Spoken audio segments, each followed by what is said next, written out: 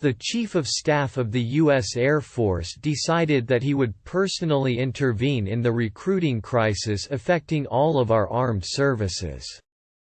He directed a nearby Air Force base that will be opened and that all eligible young men and women be invited.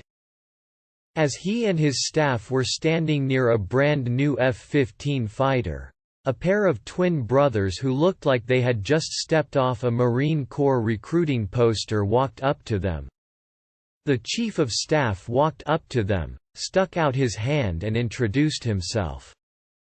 He looked at the first young man and asked, "Son, what skills can you bring to the Air Force?" The young man looks at him and says, "I am a pilot." The general gets all excited, turns to his aide and says, "Get him in today. All the paperwork done, everything, do it."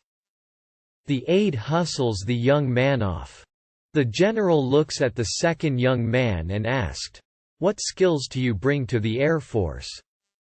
The young man says, "I chop wood." "Son," the general replies, "we don't need wood choppers in the Air Force. What do you know how to do?"